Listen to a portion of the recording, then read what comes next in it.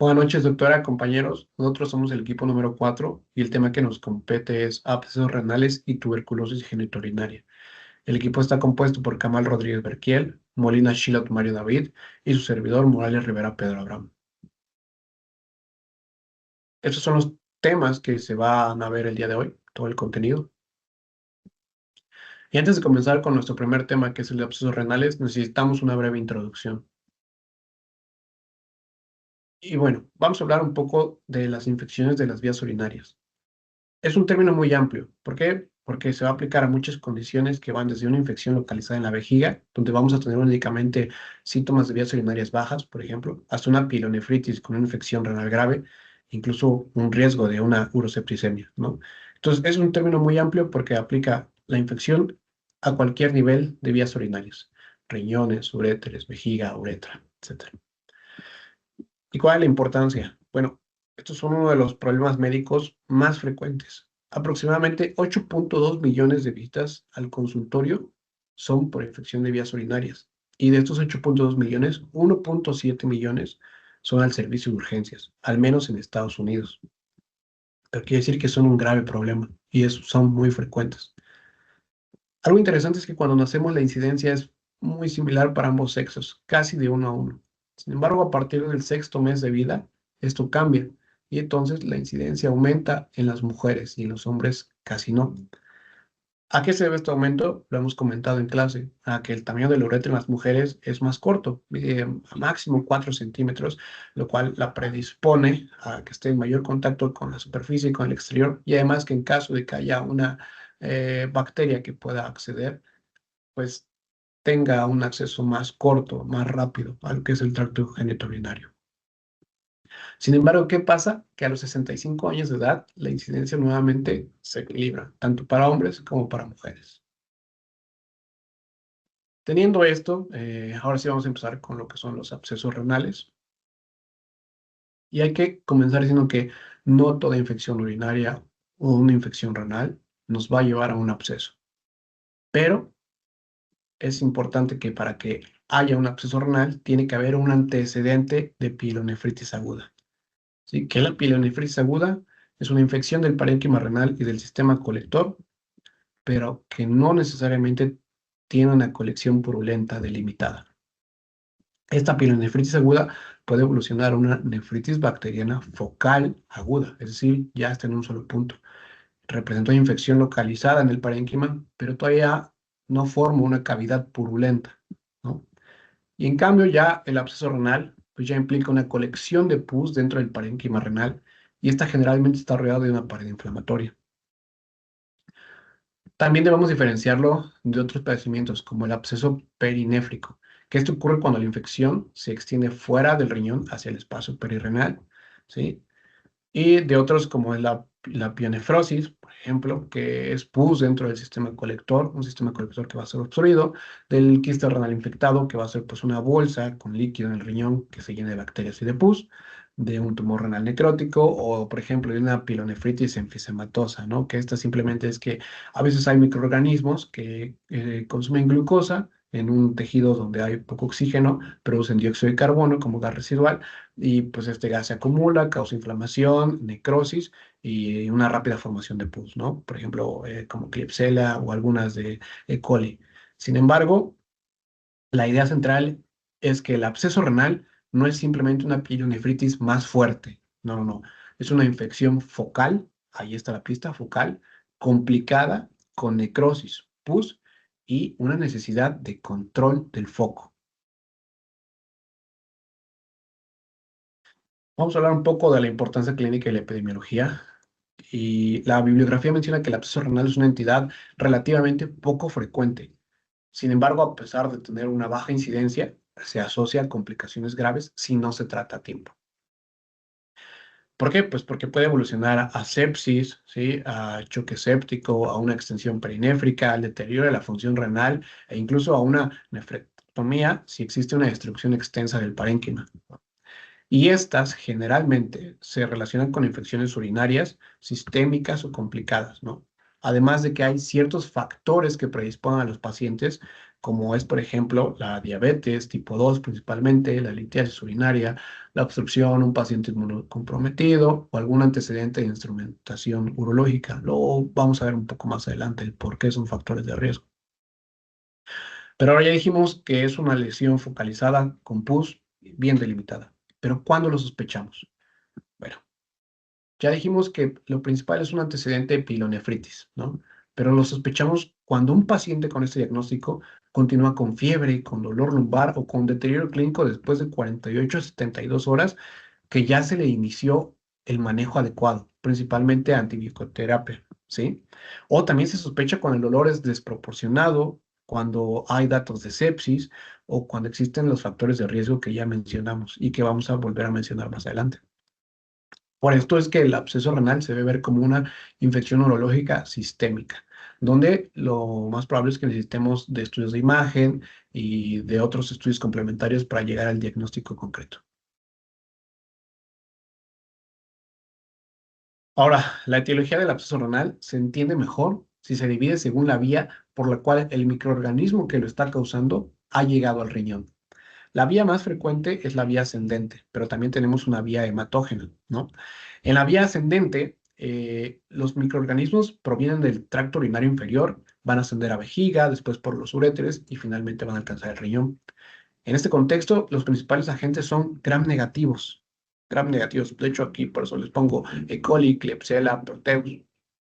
También pueden participar algunas pseudomonas, sobre todo en pacientes que ya llevan un tiempo hospitalizados, con catéteres, con varias instrumentaciones, ¿no? O que tienen antecedentes de terapia con antibiótico reciente. La segunda vía es una vía hematógena. En este caso, las bacterias llegan al riñón a través del torrente sanguíneo. Aquí el microorganismo clásico es Staphylococcus aureus, que también puede ser el MRSA.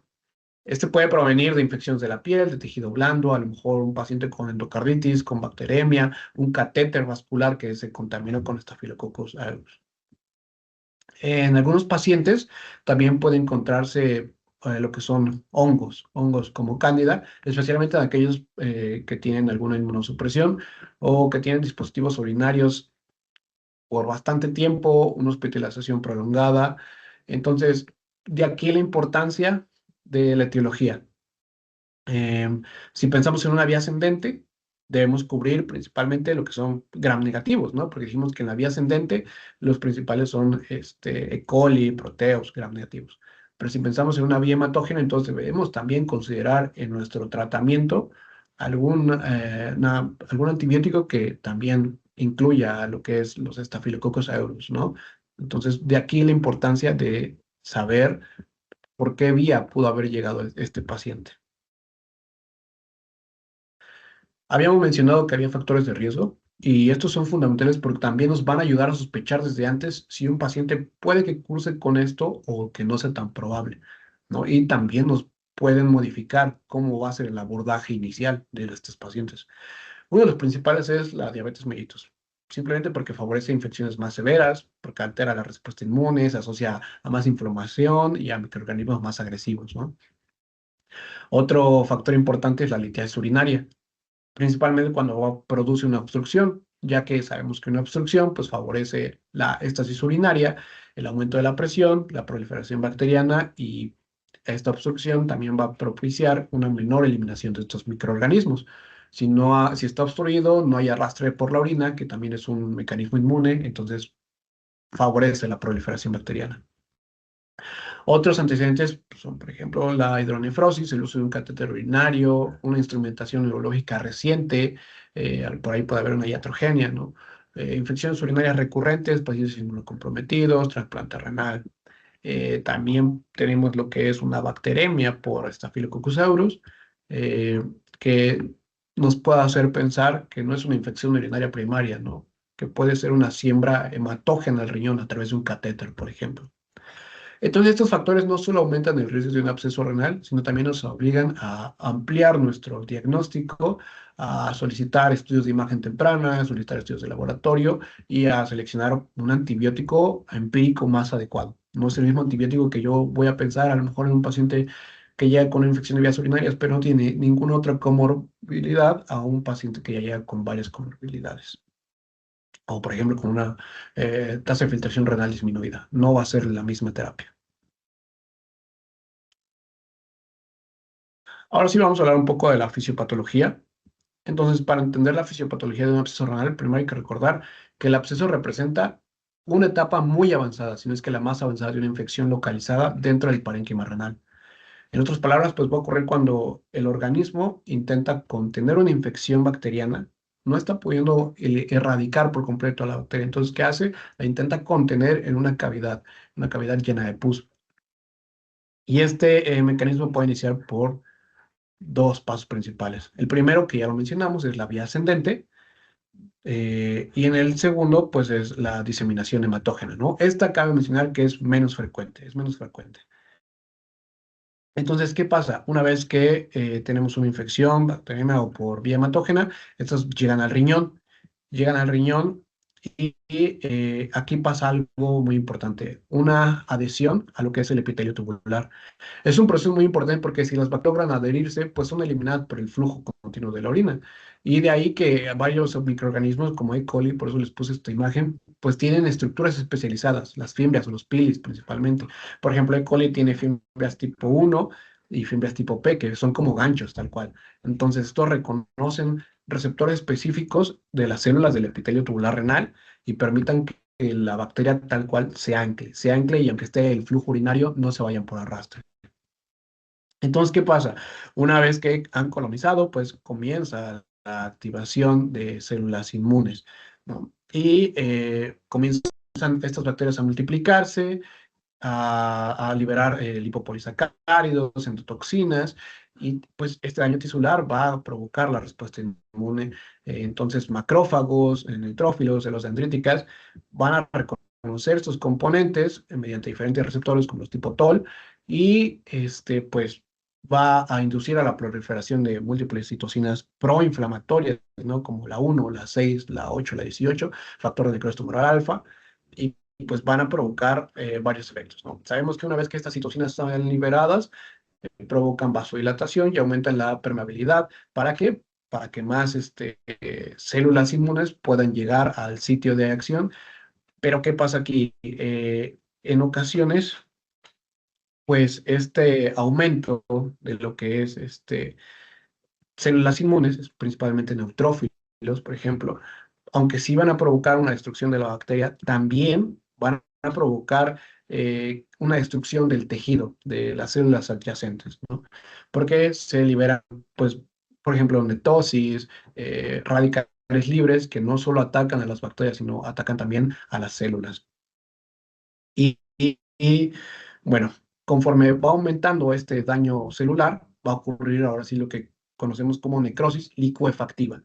Este tipo de necrosis va a ser característico de las infecciones bacterianas y básicamente va a hacer pues la digestión enzimática de nuestro tejido. Aquí les puse dos imágenes, una donde es muy bonita, es de neutrófilos haciendo mitosis, que es sacando su material genético para atrapar o inmovilizar a lo que son los patógenos. Y en esta imagen de abajo, aunque no corresponde al riñón de un humano, corresponde al riñón de un puerco, pero era importante pues para ver cómo era esta necrosis licuefactiva.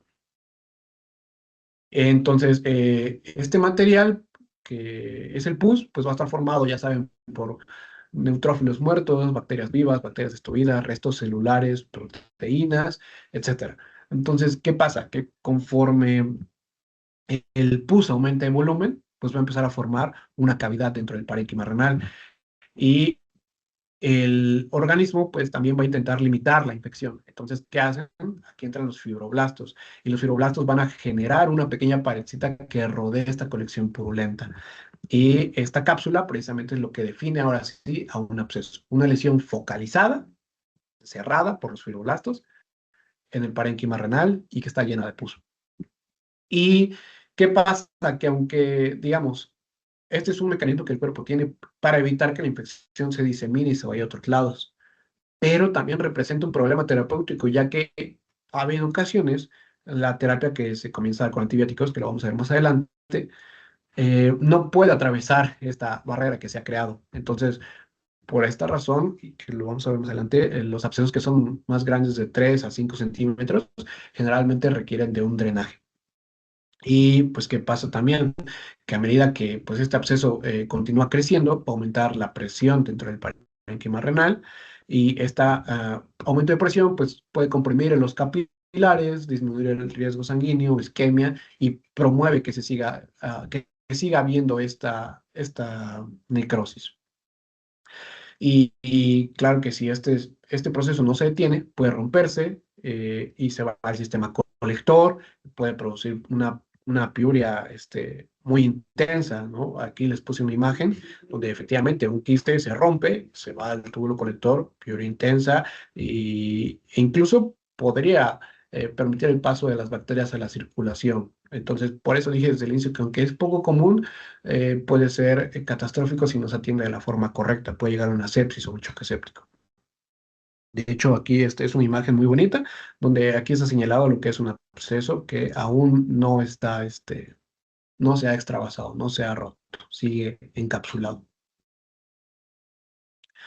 Entonces, pues aquí les dije una idea central, donde tenemos básicamente que un absceso renal es la evolución de una infección renal con respuesta inflamatoria que termina produciendo destrucción del parénquima propio por necrosis licuefactiva. Ahora sí, hay una clasificación y esta clasificación más que nada nos sirve para decidir el tratamiento. Una vez que hemos diagnosticado esto, es importante clasificarlo. En primer lugar, lo podemos clasificar por su localización. Entonces pueden ser corticales, corticomedulares, intrarrenales o perinéfricos. Los corticales pues se localizan únicamente como su nombre lo dice en la corteza y con mayor frecuencia se van a diseminar por vía hematógena. Aquí Staphylococcus aureus es el microorganismo clásico. Pero como están en la corteza, estas lesiones suelen ser más delimitadas. Después tenemos lo que son los corticomedulares. Los corticomedulares pues, van a comprometer tanto a la corteza como a la médula. Y generalmente es la progresión de una pielonefritis aguda. Esta sí se asocia más a una etiología ascendente. Y tenemos los intrarrenales, que estos se desarrollan, como su nombre lo dice, dentro del parénquima renal y se pueden extender también hacia el sistema colector, ¿no? Por último, los perinéfricos, pues estos ya no se encuentran, por el nombre lo dice perinéfricos, alrededor, se encuentran en el espacio perinéfrico, entre la cápsula y lo que es la fascia egerota. Entonces, estos habitualmente aparecen cuando ya se ha roto la cápsula renal y se extienden a los tejidos vecinos. La desventaja de estos es que estos ya representan un riesgo de diseminación y pues el tratamiento debe ser más agresivo y más rápido. Otra clasificación es por el tamaño, ya que este es uno de los criterios más importantes para la decisión terapéutica. De manera práctica, la bibliografía menciona que aquellos que son menores de 3 centímetros se pueden abordar con terapia conservadora, que es vigilancia y antibióticos, siempre y cuando el paciente esté estable. Cuando ya esté entre 3 y 5 centímetros, menciona que ahí aplica el criterio médico de cada uno de ustedes, ¿no? Ver qué tan estable está tu paciente, qué tanto dolor tiene, cómo está evolucionando. Entonces, esa es la línea entre decir si sigo con un tratamiento conservador o si me voy ya a un drenaje, ¿no? Ahora sí, cuando un absceso mide más de 5 centímetros, entonces hay algunas bibliografías que dicen que desde 3 o hasta 4 centímetros mayores ya es suficiente para que se resuelva con un drenaje. Este puede ser guiado por imagen o incluso a veces me amerita un tratamiento quirúrgico más complicado que veremos más adelante, ¿no? Y bueno, otra cosa que hay que ver es que la clasificación, pues más que nada en el contexto clínico, ¿no? Lo que les mencioné, ver el paciente qué tan estable está, cuántas comorbilidades tiene. Es importante considerar todas estas clasificaciones para tener para orientar el tratamiento. Y otra clasificación es por su morfología, ya que estos pueden ser uniloculados, que representan una sola cavidad, multiloculados, cuando están pues divididos, o enfisematosos, que es cuando ya tienen alguna... el agente es una bacteria fermentadora, ¿no? Que ya lo expliqué, que produce gas y produce que expanda más.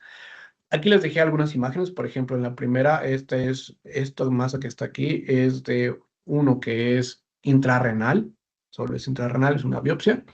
En la segunda tenemos uno que está enorme, si se dan cuenta, esto es nuestro riñón izquierdo y este absceso medía más de 5 centímetros. Y por último, esta última imagen, donde podemos ver aquí que hay dos, no es homogéneo el patrón, es heterogéneo y nos habla de que este estaba multiloculado. Siguiendo con ahora sí lo que es el cuadro clínico, pues el absceso renal puede parecerse mucho a una pielonefritis. ¿Por qué? Porque parte de ahí. Entonces el paciente puede tener fiebre, escalofríos, malestar general, dolor lumbar intenso. Pues le puse yo positivo, está de más, ¿no? O sea, si llegó ahí, obviamente que tiene este dolor. Sepsis, náuseas, vómito, va a tener anorexia, no va a querer comer. Y en otro color les puse lo de síntomas urinarios bajos, ya que refiere que a veces la infección urinaria, aunque pueda llegar por una vía ascendente, una vez que llega al riñón, a veces se puede tapar, puede haber una obstrucción y todos los síntomas urinarios en ocasiones desaparecen y no hay esta disuria, no hay esta polaquiuria, simplemente son signos de una infección alta.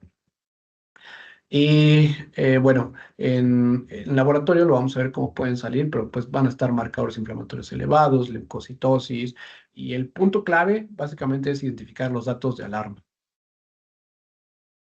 Los datos de alarma, ¿no? Que pues es básicamente una fiebre que persiste después de 48 a 72 horas, por eso está aquí en negrito, es un dolor lumbar o un dolor que persiste y que es desproporcionado, el deterioro clínico, que encontremos datos de sepsis, de hipotensión. ¿Y por qué les puse esta imagen? Porque también menciona que un paciente hace mucho énfasis la bibliografía en que un paciente diabético o con litiasis es un paciente que se puede poner grave muy rápido. Entonces hay que estar al pendiente de la fiebre, del olor, de datos de sepsis y de las comorbilidades.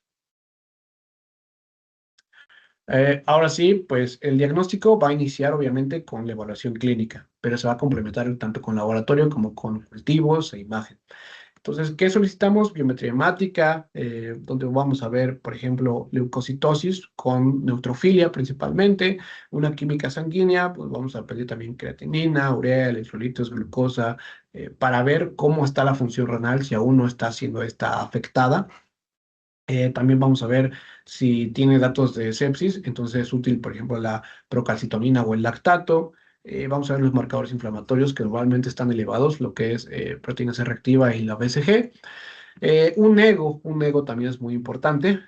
¿Por qué? Porque puede mostrar piuria, hematuria. Sin embargo, que el ego salga normal en estos pacientes no quiere decir que se descarte el diagnóstico. Solo es complementario, pero no es completamente diagnóstico si sale normal. También tenemos lo que es un urocultivo, que este debe tomarse, obviamente debería tomarse antes de iniciar la terapia de antibióticos para que no modifique el resultado. Sin embargo, se debe hacer siempre y cuando pues no retrase el manejo, porque esto ya es una urgencia. Entonces, los hemocultivos también pueden ser importantes, más que nada en pacientes donde se sospeche que vienen de una vía descendente, de una vía hematógena. Y bueno, el cultivo de material drenado, si se hace una punción, pues va a ser igual algo que nos oriente mucho no solo al diagnóstico, sino a la etiología, porque nos va a permitir identificar el microorganismo real que está provocando esta enfermedad, nos va a permitir hacer un antibiograma y ahora sí establecer un tratamiento efectivo. Algo muy importante es que tanto el urocultivo negativo como el ego, aunque salgan normales, no va a descartar el diagnóstico, ya que estos pueden ser negativos incluso si el paciente ya recibió antibióticos o si está encapsulado y aún no comunica con el sistema colector o si el origen fue hematógeno.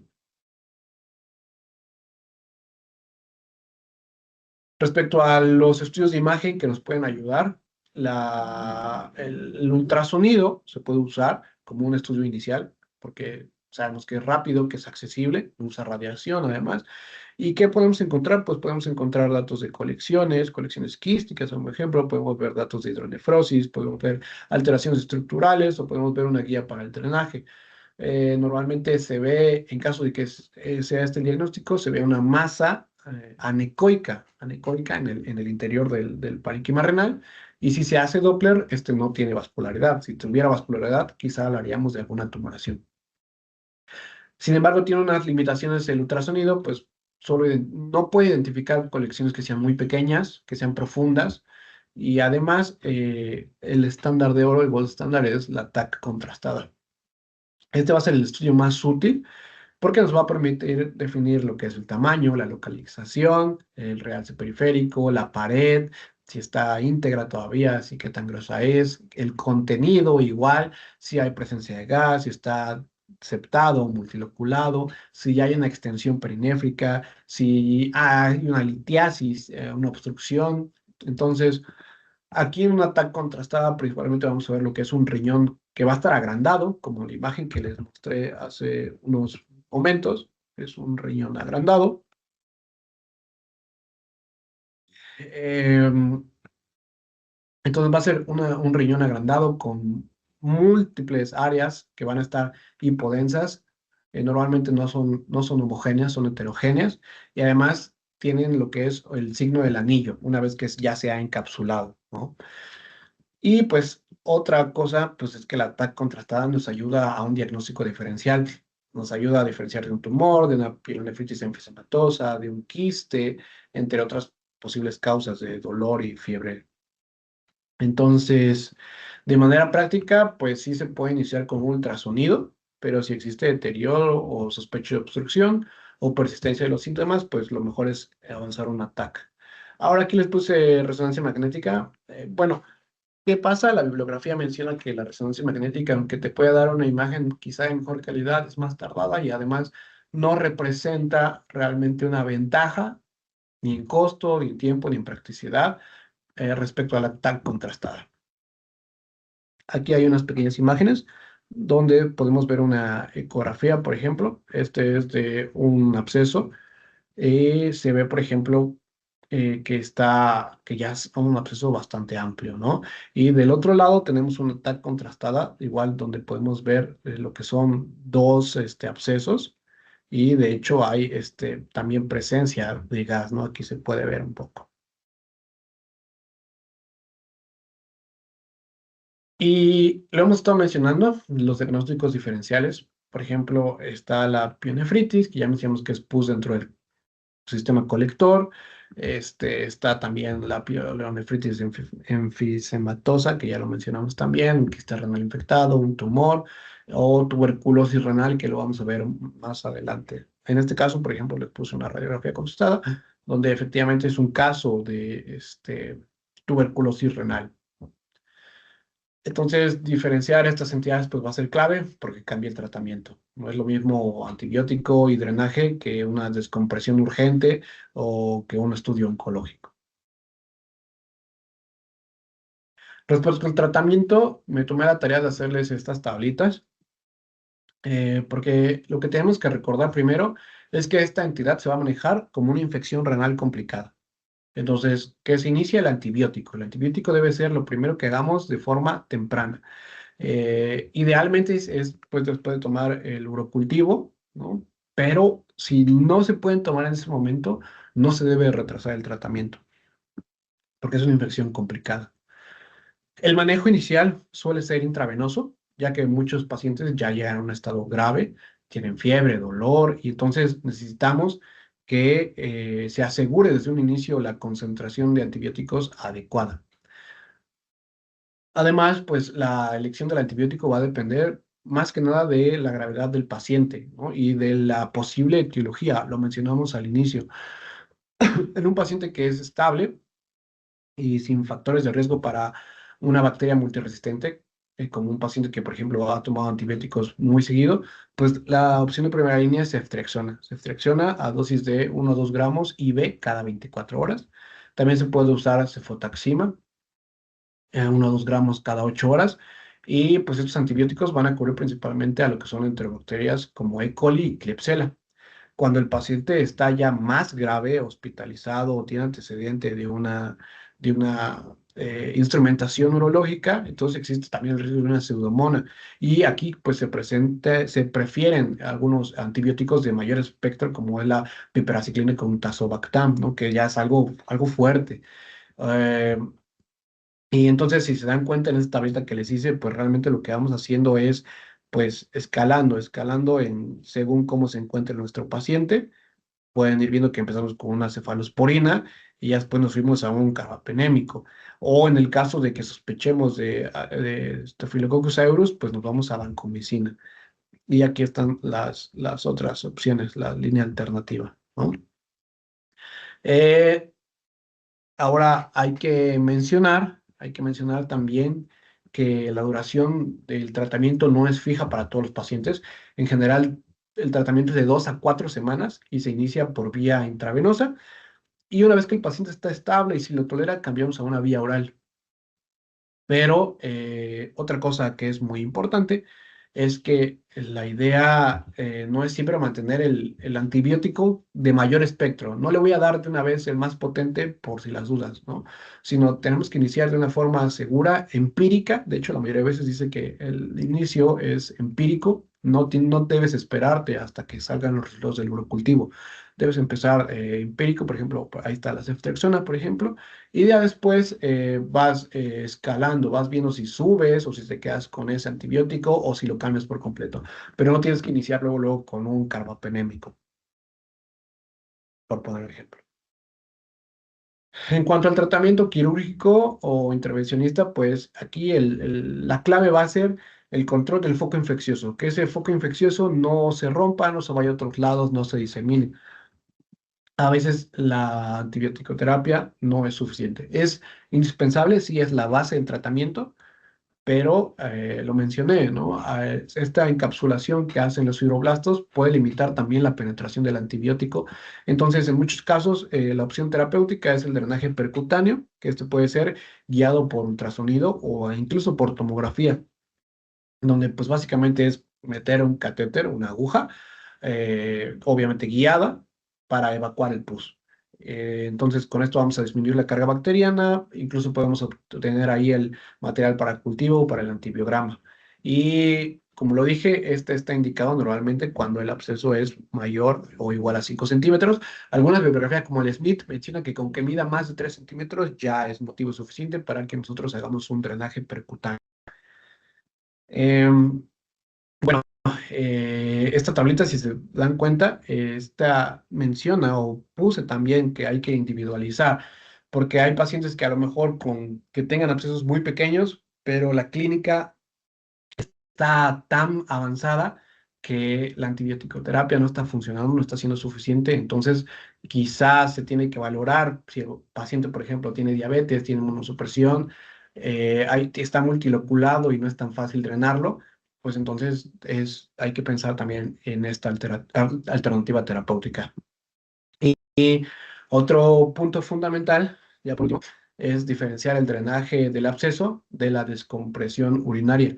Porque, por ejemplo, si un paciente resulta que tiene una obstrucción o una hidronefrosis, pues primero hay que descomprimir la vía urinaria mediante alguna nefrostomía percutánea o un catéter doble J. Un catéter doble J simplemente es un catéter que efectivamente en sus dos extremos va a tener la forma pues, de una J.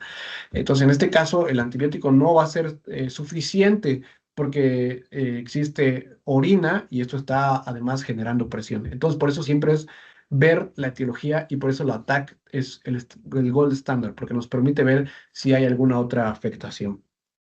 Y ya por último, pues tenemos lo que son el drenaje quirúrgico abierto o laparoscópico, que este ya es cuando ha fracasado el drenaje percutáneo, puede ser que el absceso esté multiloculado y entonces no sea tan accesible ni sea tan fácil drenarlo.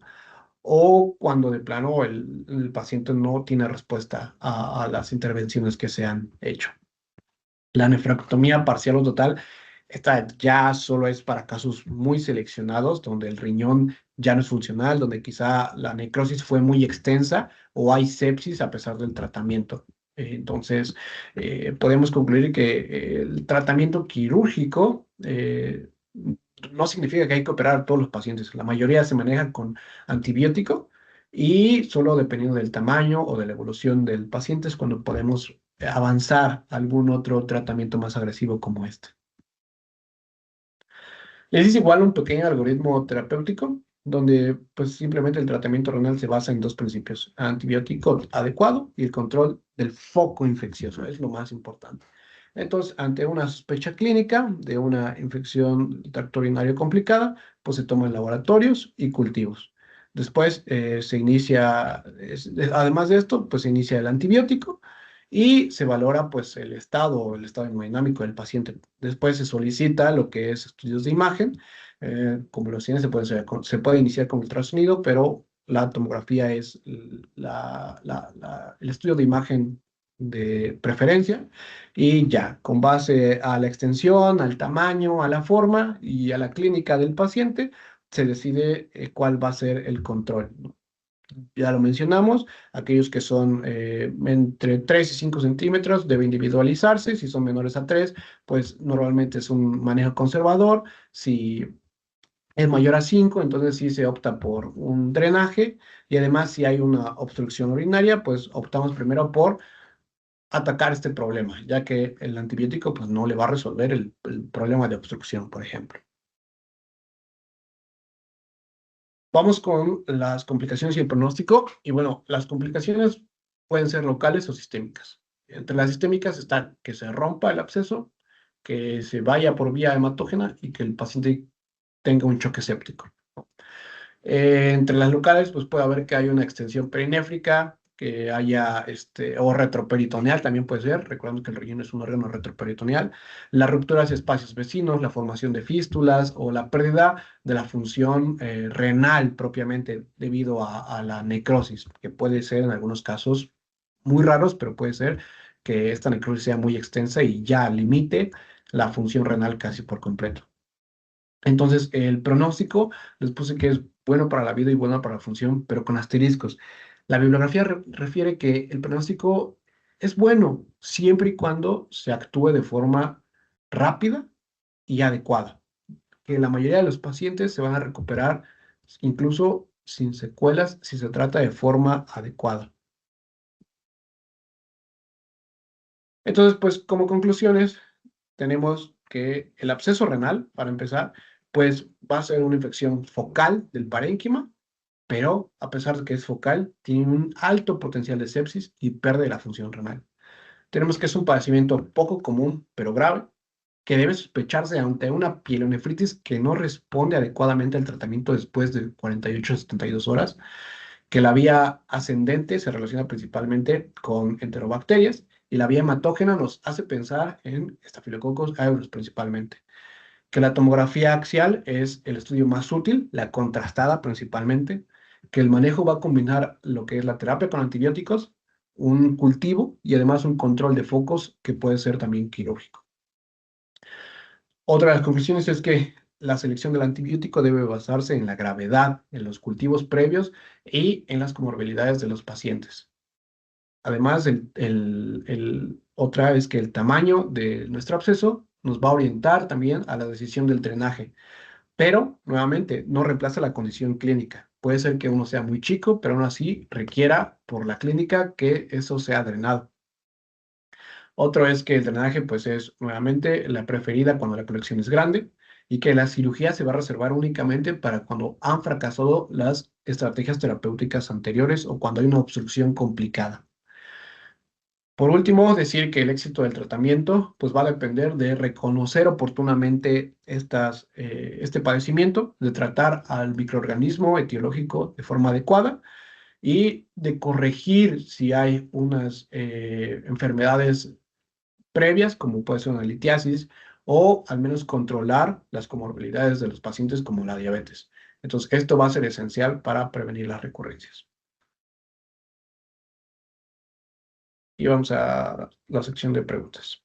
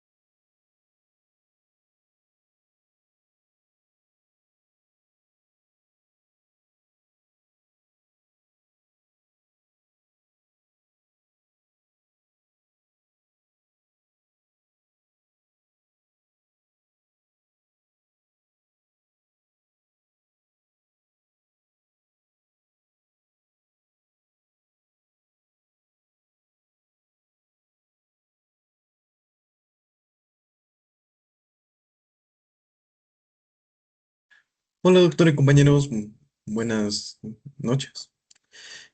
Vamos a darle continuación al tema con tuberculosis genitourinaria.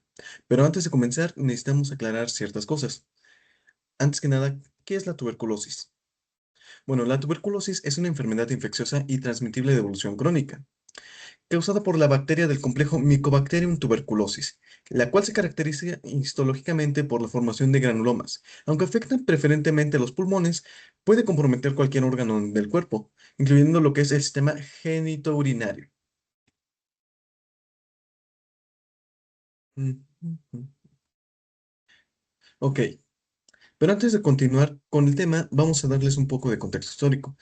La primera persona que describió esto fue Hipócrates, el padre de la medicina.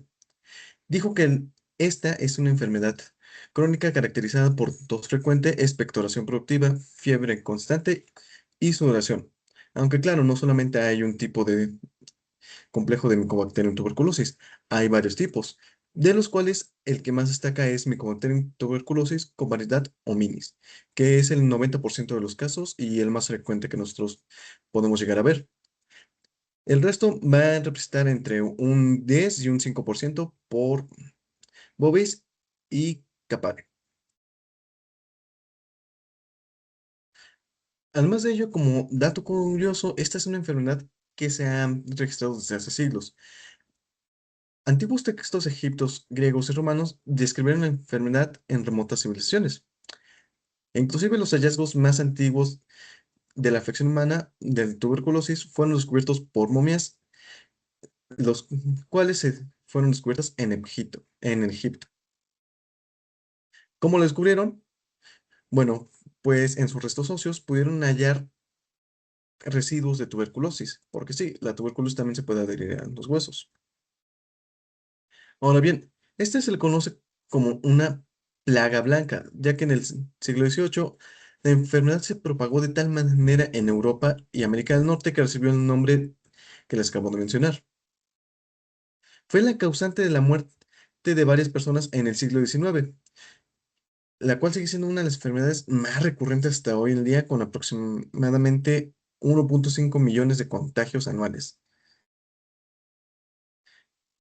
También ha evolucionado con nosotros esta bacteria, claro que sí, pero los avances científicos en mediados del siglo XIX fue a través de una persona muy importante, la cual se llama Johann Schönling, quien inventó la palabra tuberculosis, y aproximadamente en 1882 Robert Koch identificó al Mycobacterium tuberculosis como el agente causal de esta enfermedad. Actualmente se le conoce como la segunda enfermedad infectocontagiosa y con mayor tasa de mortalidad, ya que la primera se lo lleva nuestro queridísimo COVID-19.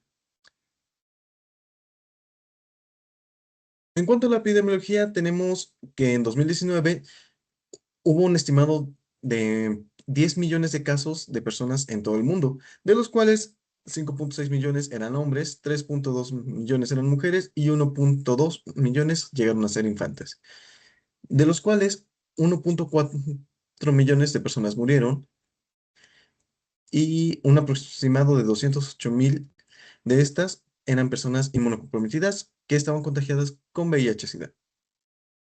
Además, se detectaron más de 200,000 casos de tuberculosis multiresistente o resistente a la rifampicina, lo cual es algo malo, ya que este es uno de los fármacos de primera elección. Y tuvo un aumento del 10% del 2018 al 2019.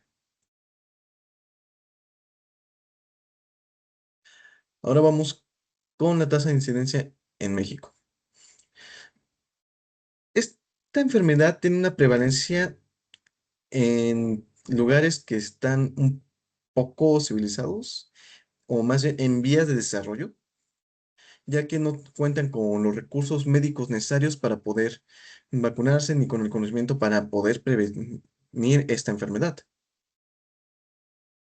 Aunque un 90 a un 95% ocurre en los estados que son Baja California, Sinaloa, Sonora, Nayarit y Tabasco. La prevalencia aquí es muy notoria, que es un 63% de los hombres y un 37% de las mujeres. También se pueden llegar a contagiar infantes, pero no es tan frecuente como en estos, excepto en lugares que sí están muy alejados, las zonas rurales, de hecho. Ahora bien, ¿cómo es que tiene una prevalencia la tuberculosis a nivel genitourinario? Para ello hay que repasar un poco de nuestras clases de inmunología y de infectología, de hecho.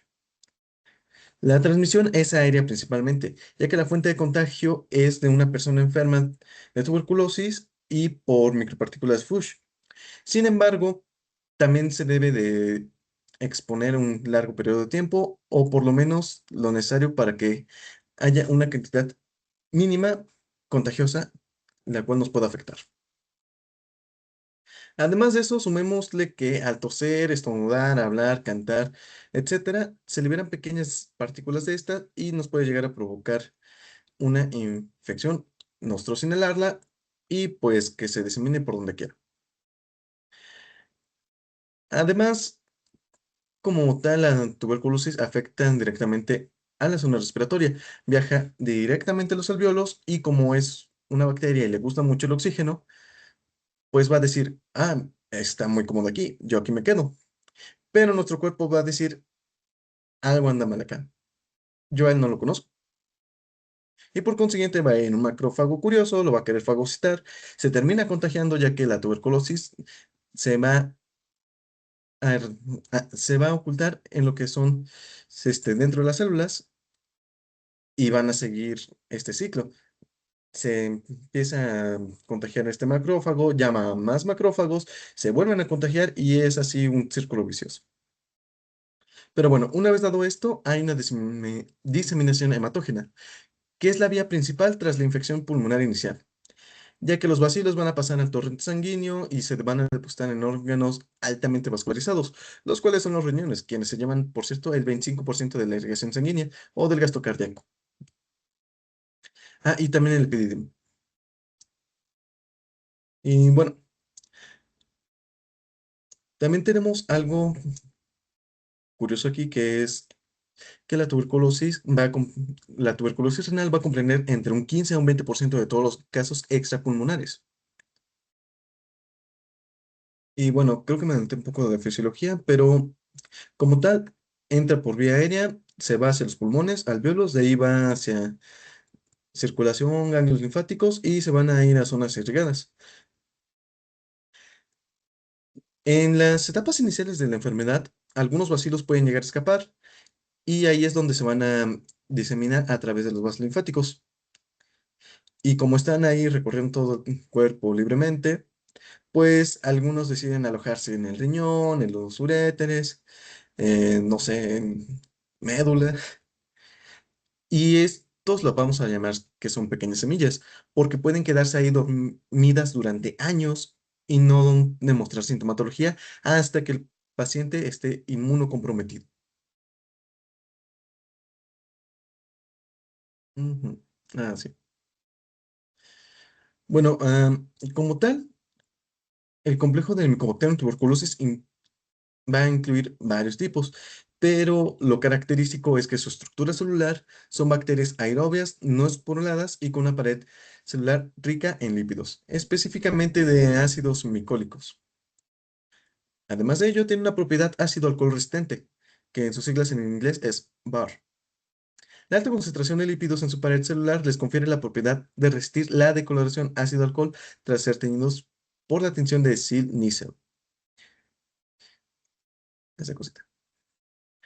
Su crecimiento es demasiado lento e incluso se le llama la enfermedad paciente, porque solamente está esperando un pequeño descuido de nuestro organismo para poder proliferarse a donde se le dé la gana.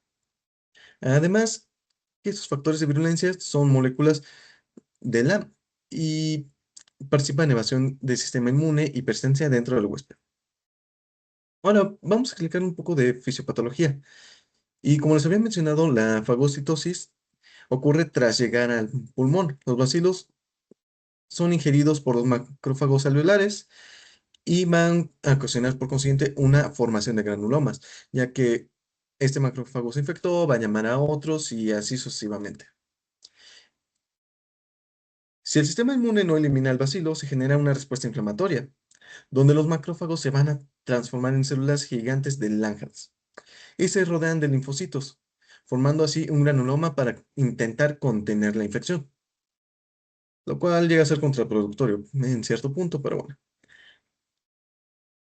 En- por otro lado, vamos a tener latencia, que es en la mayoría de las personas hasta un 95%, ya que este queda aislado, queda esperando y queda en diferentes partes de nuestro organismo. Además de que superior en latencia suele ser entre 1 e inclusive hasta 46 años en lo que es el caso de tuberculosis genitourinaria. También puede ocasionar destrucción tisular y necrosis si la inmunidad falla o los granulomas se reactivan, va a sufrir una necrosis gaseosa. De hecho, el sistema inmune lo va a contener, pero no lo va a eliminar. Simplemente se va a quedar ahí. Y como les había mencionado, puede invadir uno o más órganos, hasta todos, inclusive de lo que son las vías genitourinarias, causando así la enfermedad granulomatosa crónica. Esto es lo que les había explicado. El bacilo va a alcanzar los riñones por vía hematógena de los pulmones y se va a desarrollar de forma tardía. Igual cuando se aloja en algún órgano, puede llegarse a ver lo característico que son las granulaciones, que es una forma de requesón. Y cabe recalcar que nuevamente que es del 10 al 20% de casos extrapulmonares. Mm, Cuando éste se aloja en el riñón, va a avanzar en la mucosa y el uréter, lo cual puede llegar a una estenosis y a una obstrucción, que esta se le puede conocer como hidronefrosis, que va a ocasionar el rompimiento gaseoso del tejido, va a hacer que todo el riñón sea reemplazado por material con apariencia de queso. Se somete al uréter a fibrosis que tiende a cortarse y por lo tanto a enderezarse. De hecho, hay un signo radiológico que se le conoce como tubérculos, si no me equivoco, enderezados. Ahorita se los explico. De hecho, hay una imagen y está muy bonita.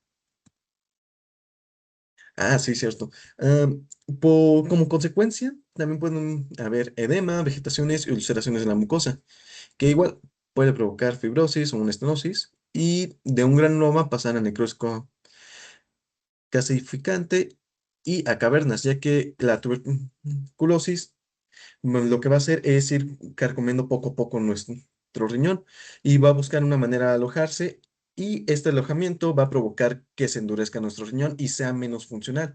De hecho, puede provocar insuficiencia renal por lo mismo. Hay dos mecanismos por los cuales puede llegar a provocar una falla renal, que es por infección intrínseca, que se causa endarteritis obliterante y una atrofia renal, que va a ser secundaria a la obstrucción de la estenosis de uréter. En cuanto a la vejiga, hay diferentes sintomatologías y de hecho la irritabilidad vesical es una de ellas.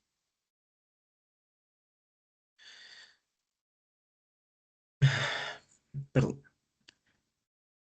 ¿Qué va a pasar? Que una vez que el riñón esté contaminado y vaya bajando por el uréter, va a llegar hasta la vejiga y este se va a infectar con este líquido que va a bañarlo constantemente en el órgano. En cuanto a sus síntomas, se van a presentar inicialmente como irritabilidad vesical con síntomas de almacenamiento como poliquiuria, que es el aumento de la frecuencia de ir al baño. Disuria, nicturia y urgencia urinaria son los principales síntomas de esto. Aquí es cuando el paciente, al notar estos síntomas, acude al médico. Sin embargo, al relacionarlo con una infección de vía urinaria, nada más les mandan antibióticos y realmente solamente hay una pequeña recuperación de las molestias, pero no está tratando como tal esta enfermedad. ¿Qué pasa fisiológicamente aquí? Los bacilos invaden al urotelio provocando la inflamación y ulceraciones, además de retracción de las paredes, o sea, se van a ir haciendo así más y más chiquitas con el tiempo. Y al llegar a una inflamación crónica, el músculo destrusor reduce drásticamente la capacidad funcional del órgano. Y de igual manera, en etapas avanzadas, la vejiga se vuelve tan pequeña, fibrosa y contraída que alcanza capacidades de apenas de 15 a 20 centímetros cúbicos, lo cual es muy poco tomando en cuenta la capacidad normal.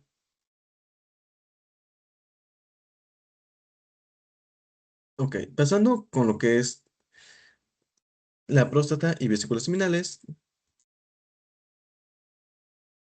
hay que considerar algo de la próstata, que por algunas fuentes, como son sitios primarios de infección en la vía urogenital, se infecta por la orina contaminada que pasa por la uretra prostática. O sea, como tal se está contaminando, pero porque está de paso, no porque sea algo directo. Suele ser asintomática realmente y se diagnostica incidentalmente en biopsias para descartar cáncer. Además, hay síntomas, pero estos simulan una prostatitis crónica refractaria. Entonces, va a responder a los antibióticos habituales. Responder entre comillas porque no están tratando realmente. En hallazgos físicos también vamos a tener el tacto rectal. La próstata va a tener una sensación un poco dura, nodular e indura debido a la fibrosis que esta presenta. Y puede llegar a tener complicaciones en pacientes inmunosuprimidos, por ejemplo, los pacientes con VIH, ya que pueden formarse abscesos prostáticos que drenan hacia el periné, la uretra o el escroto mediante fístulas. Las vesículas seminales suelen afectarse junto con la próstata, presentando paredes engrosadas o calcificaciones que pueden palparse como los nódulos. Igual es por eso que en esta imagen se nota que tienen como fibrosis, ya que se vio afectada esta área. Ahora, pasando al epididimo y a los testículos, el epididimo es un órgano genital masculino que más se ve afectado por la tuberculosis. La diseminación aquí suele ser hematógena, afectando principalmente la cola del órgano debido a su alta vascularización, como lo que habíamos mencionado con el riñón. O sea, mayor vascularización tiene mayor prevalencia a que pueda infectarse de tuberculosis. Un signo patognomónico es el aspecto arrosariado o nodular del conducto deferente, o sea, se siente como pequeñas bolitas y puede presentarse como una masa escrotal indolora con edema y dolor crónico. Los testículos pueden presentar orquitis, que es la infección testicular que generalmente se da de carácter secundario al epididymo por contigüidad. Se va a caracterizar por la formación de granulomas e infiltración de los túbulos seminíferos, lo cual va a causar fibrosis e simula frecuentemente tumores testiculares. E incluso podemos hallar secuelas, lo que van a ser como destrucción de los conductos y la fibrosis que van a llevar a la infertilidad masculina por asospermia obstructiva. O sea, no van a pasar como tal los espermatozoides hacia el epididimo, ya que se van a encontrar aislados, no va a tener una vía de escape y se van a morir ahí. En cuanto a las vías urinarias femeninas, en las mujeres la tuberculosis genital suele ser asintomática e indolente. Se diagnostica durante evaluaciones por infertilidad, lo cual ocurre aproximadamente entre un 40 y 46% de los casos. Los órganos más afectados suelen ser las trompas de falopio, donde son el sitio más común de infección, ya que esto van a representar de un 90 incluso el 100% de los casos, presentándose habitualmente de forma bilateral como salpingitis.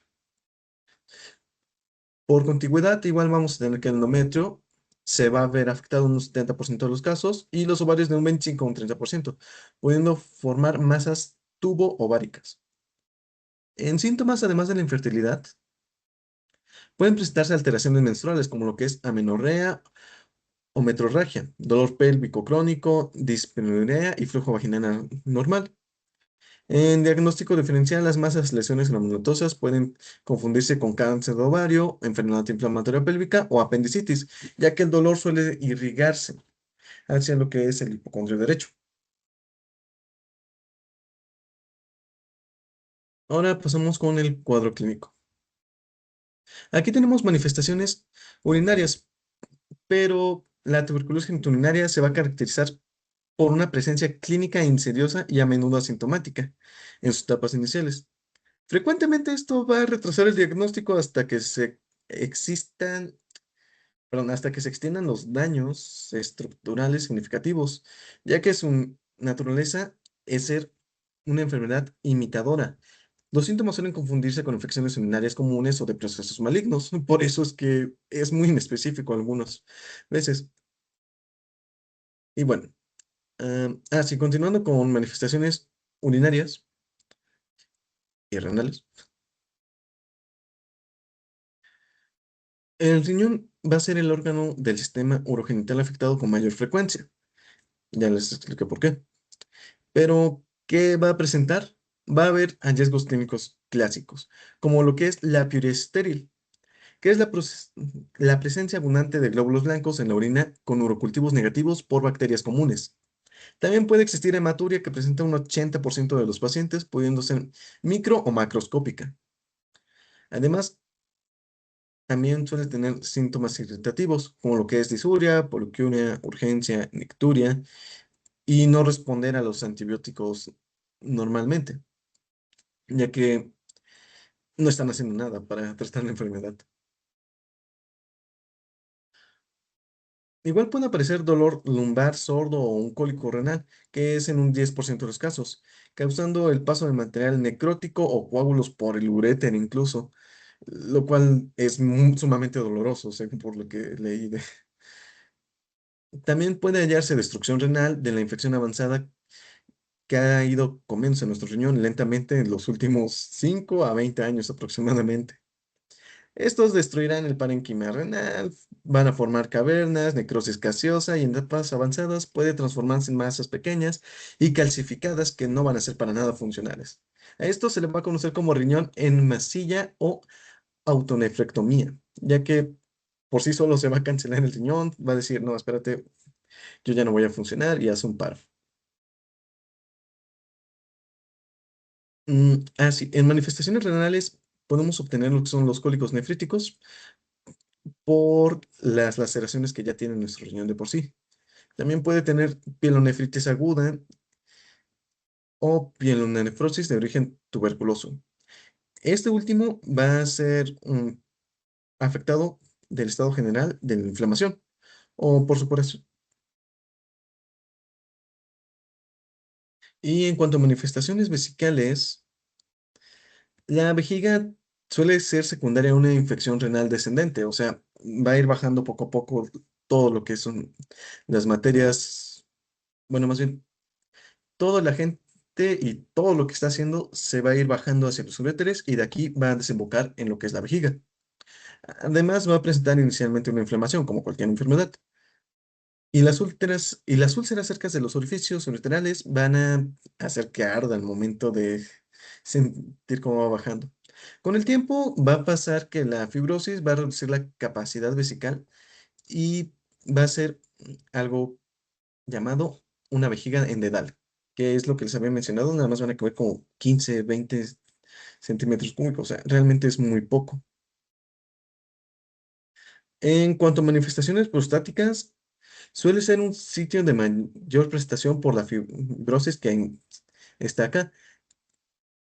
Suele ser igual de diagnóstico occidental, ya que al momento de hacer una exploración en la próstata, pues sienten irregularidades y dicen, ok, si esto está granuloso, muy probablemente sea alguna otra cosa, ya se le puede llegar a hacer una biopsia o algún estudio radiográfico y se irá descartando qué será. En manifestaciones genitales masculinas, aquí hay algo que realmente siempre va a ser lo más común y es la epididymitis. Se van a manifestar como un aumento de tamaño duro y doloroso en los testículos. Igual va a tener un aspecto arrosariado, ya que los nódulos se van a empezar a inflamar, inflamar, inflamar. Y el conducto deferente también va a tener una afectación de la masa del epididimo. La próstata suele ser asintomática o similar a una prostatitis crónica al tacto rectal, pero puede sentirse dura e indolor. O sea, sí, de hecho, esto también se puede llegar a afectar a la próstata y la próstata puede llegarse a sentir de una manera muy irregular. En cuanto a manifestaciones genitales, también es muy raro, pero no imposible, que haya una afectación peniana. Realmente se da en menos de un 1% de la población que va a presentar. El glande va a tener pápulas, úlceras, nódulos de linfodenopatía inguinal. De hecho, igual se va a confundir con cáncer inclusive o con alguna afectación como lo que es gonorrea.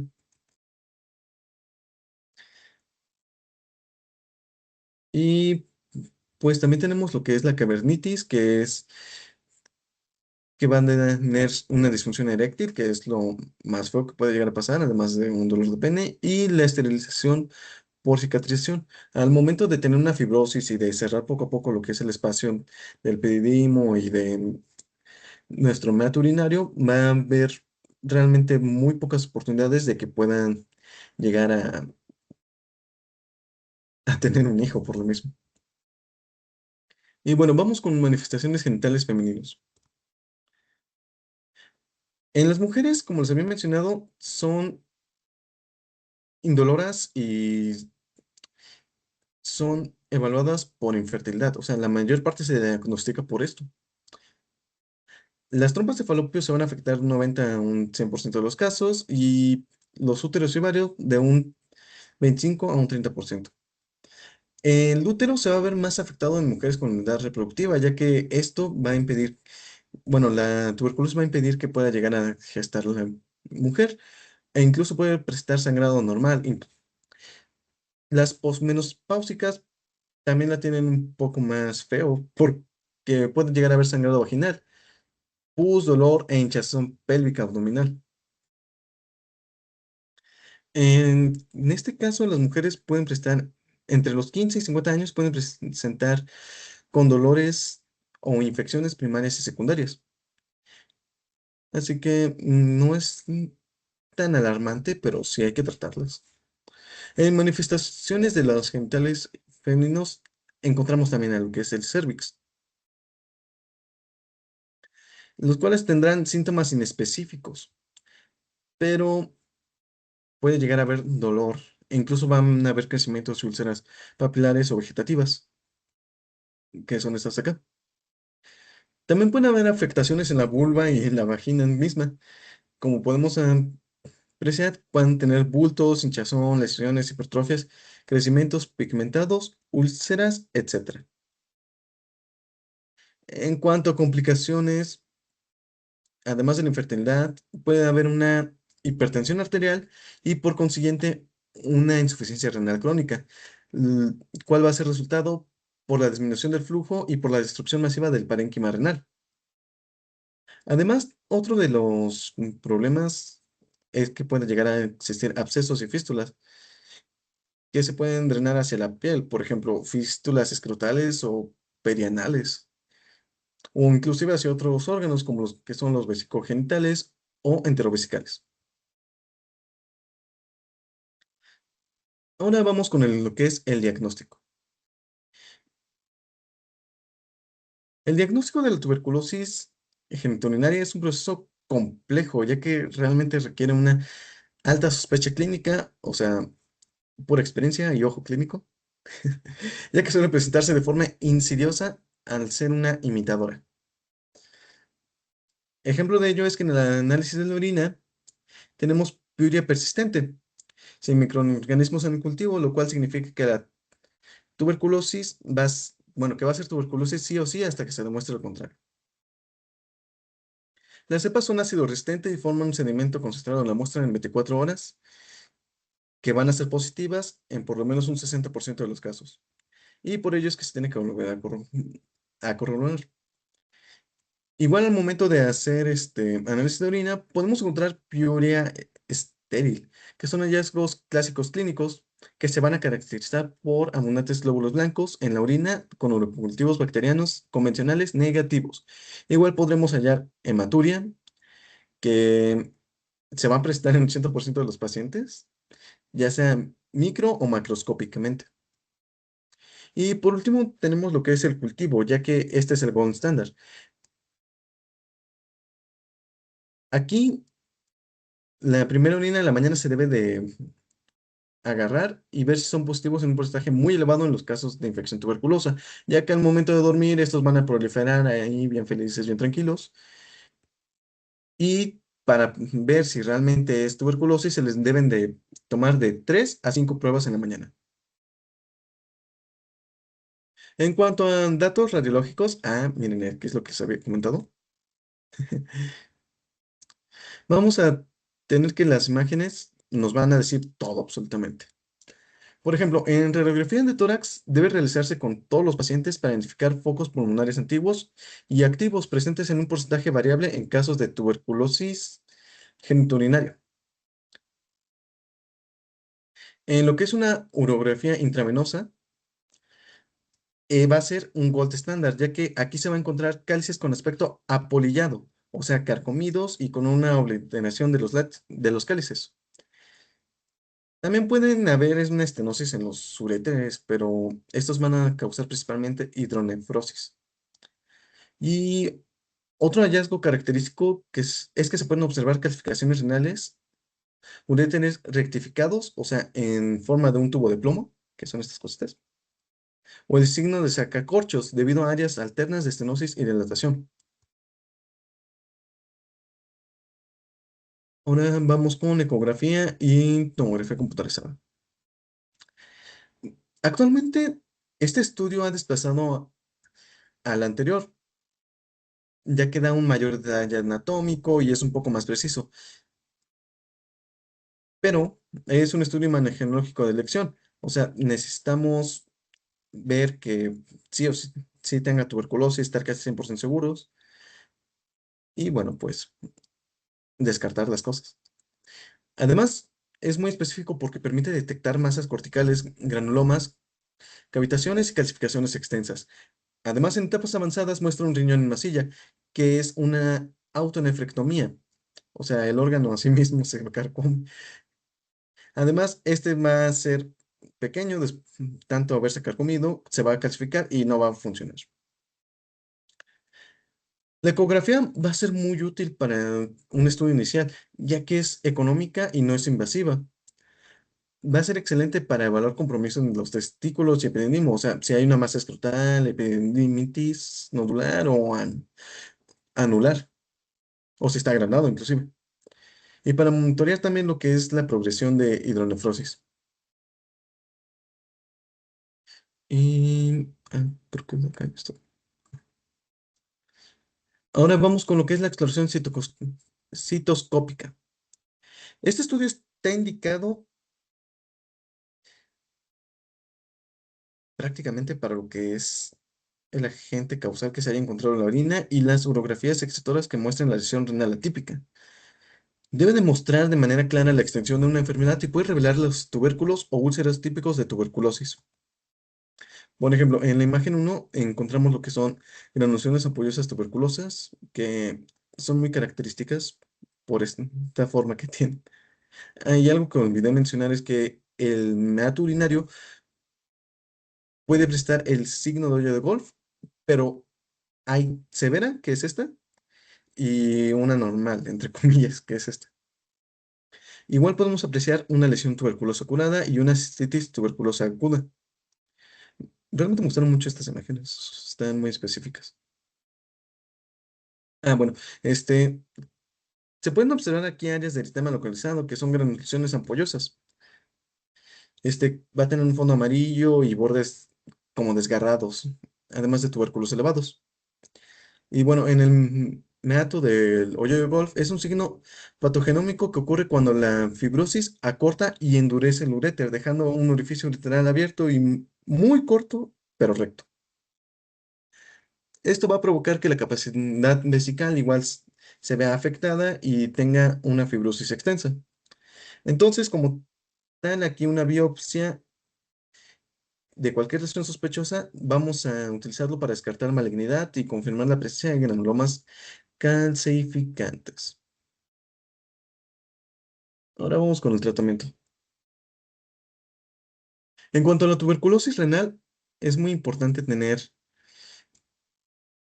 dos fármacos, o sea, la isoniazida y la ranfipicina. Aunque en algunos casos de tuberculosis hay resistencia a la rifampicina, sigue siendo el fármaco de elección. Este es un esquema estándar, de hecho dura de 2 a 3 meses inicialmente, O si no hay mejoría, se van de los 6 a los 9 meses, donde 2 meses van a ser una fase intensiva y con isoniazida, rifamicina, incluso también con penicilina y etambutol, siguiendo estos de 4 a 7 meses de mantenimiento si es que no hay mejoría. También hay un tratamiento quirúrgico, pero es la nefrectomía simple o total. Se va a indicar cuando los riñones no están funcionales o hay una autonefrectomía. También cuando hay infecciones con repetición muy abundantes, cálculos secundarios a causa de la hipertensión refractaria o cuando hay lesiones polares calcificadas que no responden al tratamiento médico. O sea, realmente los quirúrgicos son como de última elección, ya que lo que se busca es la funcionalidad del organismo como debe de ser. Ahora vamos con la tuberculosis vesical. Aquí suele sanarse el foco renal primario, pero puede requerir electrocoagulación, transureteral o instalaciones vesicales específicas. O sea, es como si utilizara una úlcera, una úlcera vesical.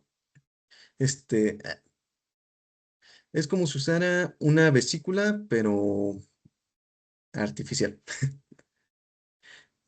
O sea, realmente aquí se utiliza más que nada para vesículas que ya tienen muy reducido su espacio y se realiza una citosplastia de aumento usando un ilion o un colon.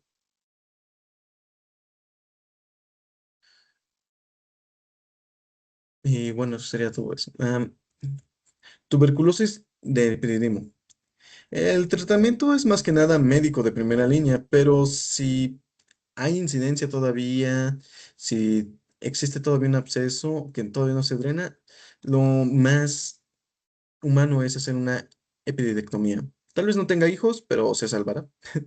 Nunca produce una lesión aislada, de hecho, pero puede afectar a la próstata, riñón y testículos. Entonces es muy importante que al ser una zona muy irrigada se le tenga que dar un tratamiento.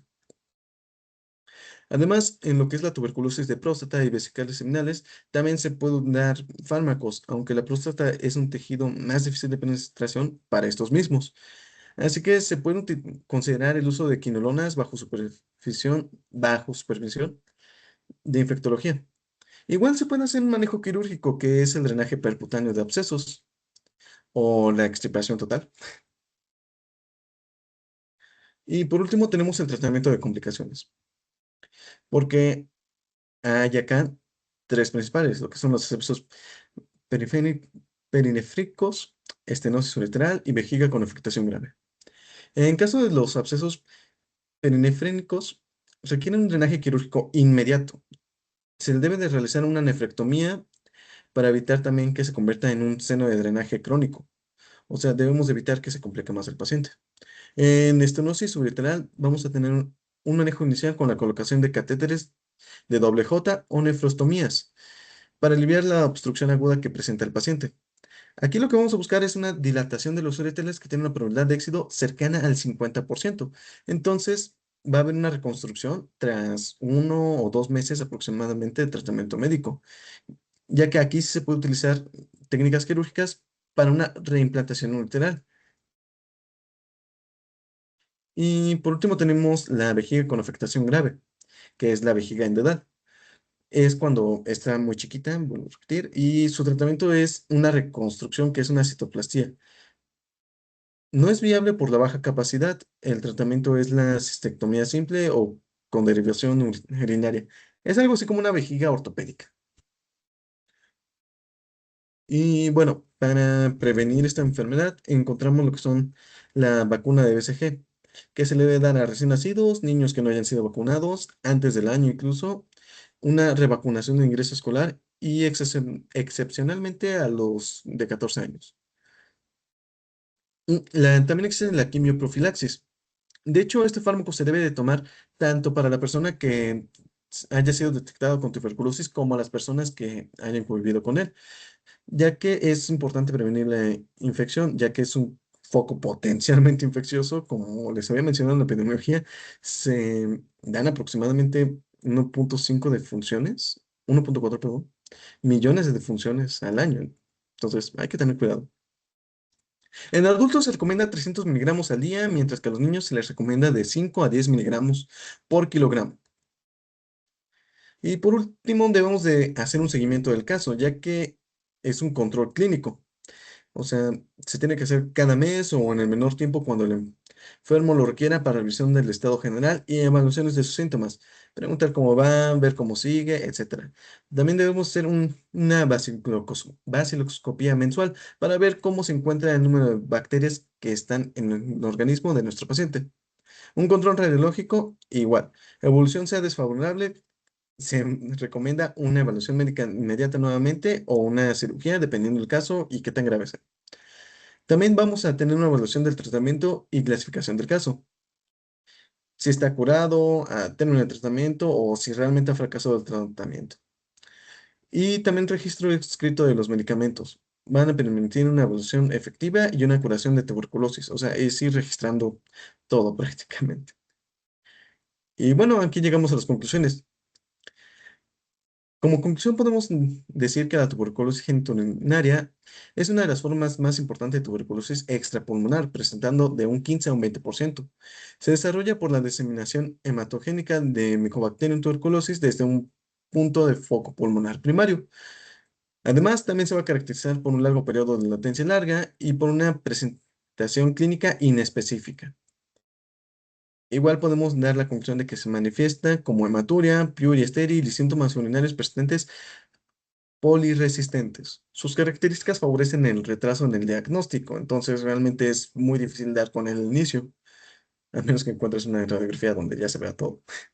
Las complicaciones pueden ser irreversibles, como lo que es la insuficiencia renal, la estenosis del tracto urinario e infertilidad. Igual podemos decir que el tratamiento consiste en un esquema de terapia antituberculosa durante 3 a 9 meses. Depende cómo esté evolucionando el paciente. Se puede llegar a un manejo quirúrgico cuando existen secuelas estructurales como abscesos, estenosis o pérdida funcional renal o de cualquier otro órgano. Además, debido a que la tuberculosis genitourinaria presenta una mayor tasa de recurrencia de la tuberculosis pulmonar, es fundamental asegurar la adherencia al tratamiento y mantener un seguimiento clínico rígido. Y por último, podemos decir que se podrían prevenir sus complicaciones y reducir el riesgo de desarrollar resistencia a los medicamentos si es que se pueden llegar a tener una clínica correcta y en tiempo.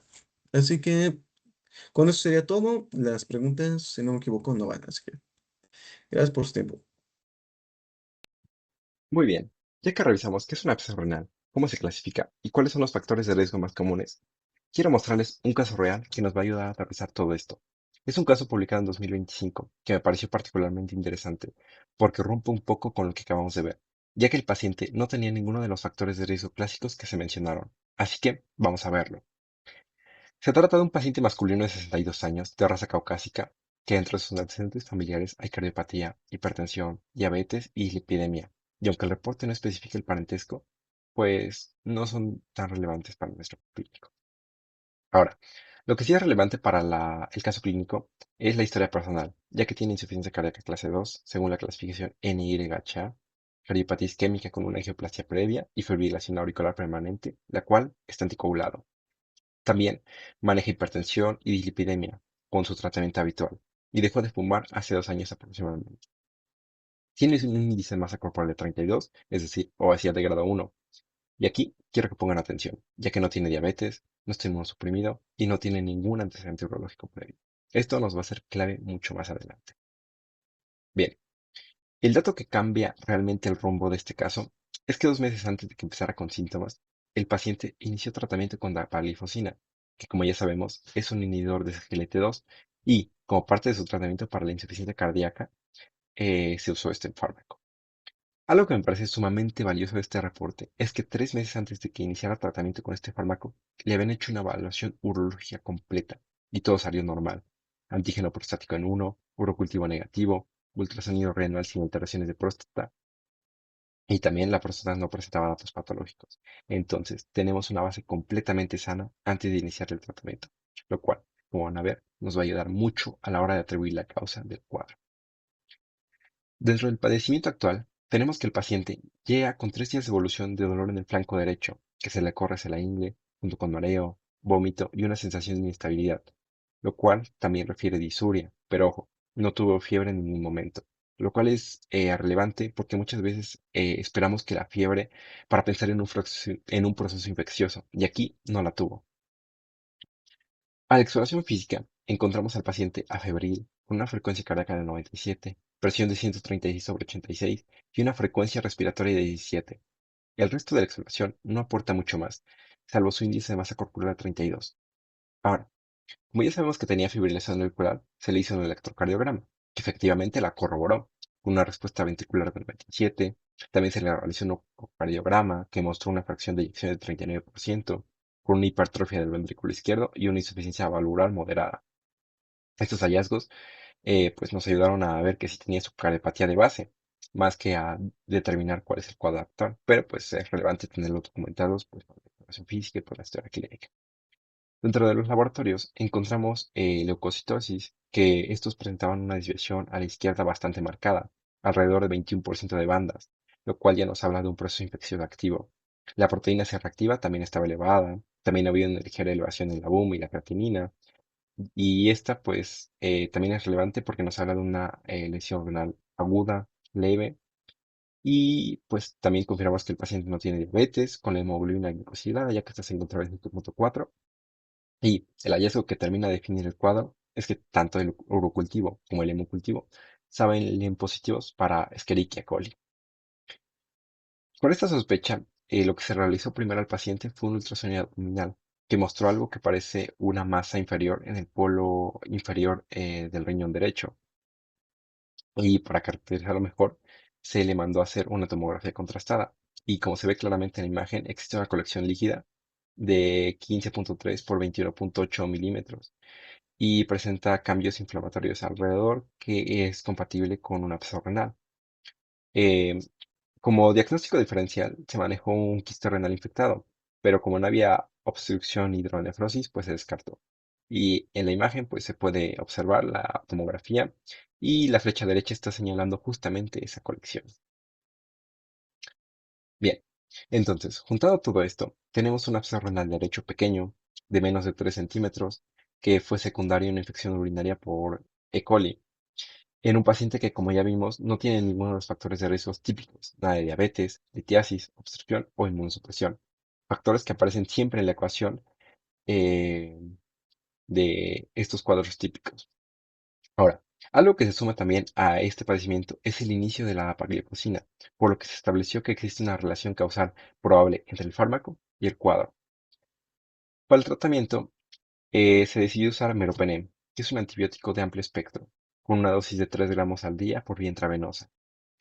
Y como el absceso medía menos de 3 centímetros, no fue necesario ningún procedimiento invasivo, ni de drenaje ni cirugía, además de que se suspendió la dapagliflozina de forma definitiva, ya que era el único factor predisponente identificado, además de que se mantuvo al paciente en vigilancia constante, en reposición electrolítica y con pruebas como biometría hemática y ultrasonido para ver cómo evolucionaba el paciente.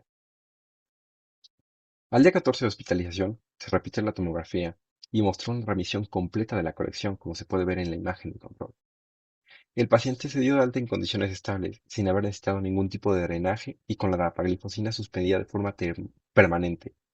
Ahora, lo que a mí me llamó más la atención es este caso, ya que justamente rompe con el patrón habitual que hemos visto en la exposición y como ya lo sabemos, ya que normalmente cuando pensamos que hay un absceso renal, pensamos que hay diabetes, litiasis o algún tipo de obstrucción, y aquí no había nada de eso.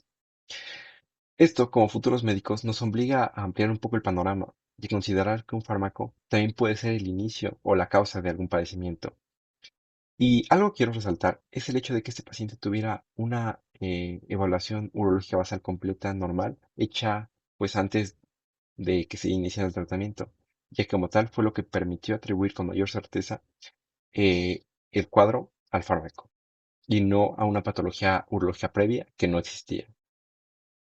También creo que vale la pena mencionar que como el diagnóstico se hizo a tiempo, se evitaron procedimientos invasivos, aunque el reporte pues como tal no menciona si se hizo un nulo cultivo de control después del antibiótico, pero hubiera sido útil para confirmar que la infección se erradicó por completo. Y bueno, ¿por qué un medicamento para el corazón terminaría causando un absceso renal? Pues la explicación está en cómo funcionan los inhibidores de GLT2, ya que estos bloquean la glucosa, bueno, la reabsorción de glucosa a nivel tubular, lo que provoca que se elimine bastante glucosa por la orina, entre 70 y 80 gramos al día. Y este ambiente rico en glucosa en la vía urinaria favorece que las bacterias proliferen en estas vías con más facilidad. Y bueno, aquí se menciona que desde 2015 la FDA actualizó las advertencias de todos los inhibidores de SGLT2 por el riesgo de infecciones urinarias graves, aunque hay que decir que la mayoría de los casos reportados han sido leves o moderados. Incluso hay un metaanálisis que reporta un riesgo relativo de infecciones genitales por infección urinaria y por hongos por el uso de estos fármacos. Bien, en cuanto al manejo, la Guía Europea de Urología de 2024 sobre infecciones urológicas es bastante clara. Si el absceso es pequeño, el antibiótico intravenoso suele ser suficiente y el vendaje se reserva únicamente para colecciones más grandes y que no correspondan o que no respondan al tratamiento médico. Y esto va totalmente en línea con otro de los criterios que también se establecen para el diagnóstico de estos, que son los criterios de Siegel del año 96, que siguen siendo de referencia para decidir el manejo de estas colecciones según el tamaño, ya que dice que menos de 3 centímetros el manejo va a ser únicamente médico. Entre 3 y 5 centímetros ya se piensa en un drenaje o en una cirugía. Y como vimos, el manejo que se le dio a este paciente pues correspondió ya que el tamaño de su absceso era menor a 3 centímetros y pues se tomó como referencia lo que dicen ambas guías. Bien, ahora, como conclusiones de este caso, me quedo con varias ideas. Primero, que el absceso renal, aunque poco frecuente, sí puede presentarse como una complicación del uso de los inhibidores de SGLT2, incluso sin los factores de riesgo que normalmente esperamos. Segundo, que una evaluación urológica basal antes de iniciar el fármaco nos va a ayudar muchísimo a establecer esa relación causal por si después aparece el problema. Y tercero, que los abscesos pequeños de menos de 3 centímetros se pueden manejar solo con un antibiótico sin necesidad de algún procedimiento invasivo.